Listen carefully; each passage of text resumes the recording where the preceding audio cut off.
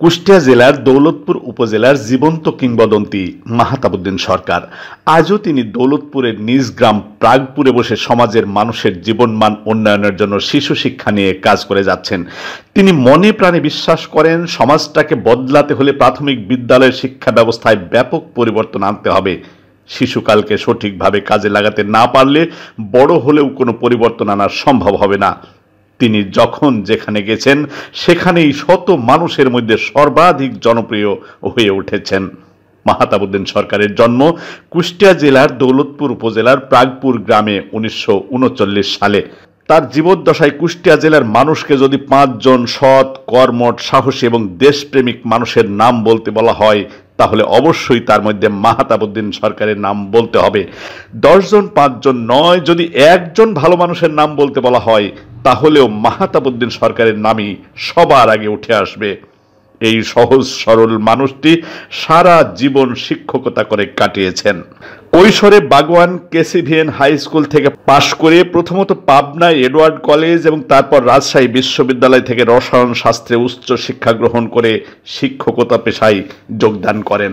শিক্ষকতা জীবনে তিনি কলারোয়া সরকারি কলেজ সাতক্ষীরা, সরকারি হোসেন সোহরাওয়ার্দী কলেজ মাগুরা, সরকারি কেশবচন্দ্র কলেজ ঝিনাইদহে শিক্ষকতা করার পর নিজ জেলার কুষ্টিয়া সরকারি কলেজে শিক্ষকতা করেন দীর্ঘদিন।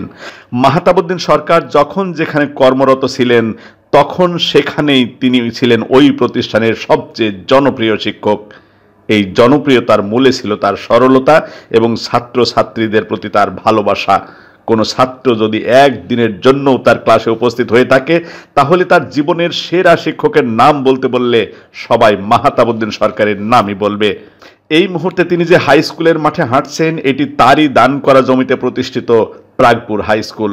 এলাকার মানুষের মানোন্নয়নের জন্য তিনি নিজের জমি দান করে এই স্কুলটি প্রতিষ্ঠা করেছিলেন। এবার ভাবুন, আপনি নিজের চোখে এমন গুণী মানুষ কজন দেখেছেন?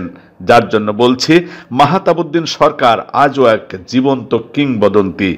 সারা দেশে তার হাজারো শুভাকাঙ্ক্ষী আছে, যারা চাইলেই প্রাগপুরে গিয়ে মাহতাবউদ্দিন সরকারের সাথে আজও দেখা করার সৌভাগ্য অর্জন করতে পারেন। এই মাহতাবউদ্দিন সরকারকে যারা চিনে এবং জানে, তারা কেউ কখনো কোনোদিন তার সম্পর্কে কোনো নেগেটিভ কথা বলার সুযোগ পায়নি। এজন্য বলছি, হাজারো মানুষের মধ্যে একজন মাহতাবউদ্দিন সরকার সূর্যের মতো দীপ্তিময়। আপনি হয়তো বিশ্বাস করতে চাইবেন না যে তার সততা এবং দেশপ্রেমের কথা শুনে তৎকালীন সময়ের শিক্ষামন্ত্রী তাকে নিজে ডেকে এনে ইসলামী বিশ্ববিদ্যালয়ের ট্রেজারার পদে নিয়োগ দিয়েছিলেন। এমন নজির দ্বিতীয় কোনো শিক্ষকের জীবনে আছে কিনা জেনে দেখতে পারেন। মাহতাবউদ্দিন সরকার ছিলেন সত্যিকারের একজন পিতৃতুল্য শিক্ষক। শুধু মুখে বলা নয়, সত্যিকার অর্থেই তিনি ছাত্রদের সন্তানের মতো স্নেহ করতেন। ছাত্রদের যে কোনো সমস্যায় তিনি সবার আগে এগিয়ে যেতেন। এই মহৎপ্রাণ মানুষটি আরও দীর্ঘদিন আমাদের মধ্যে বেঁচে থাক, এই শুভকামনায় আজকের মতো শেষ করছি। ধন্যবাদ সবাইকে।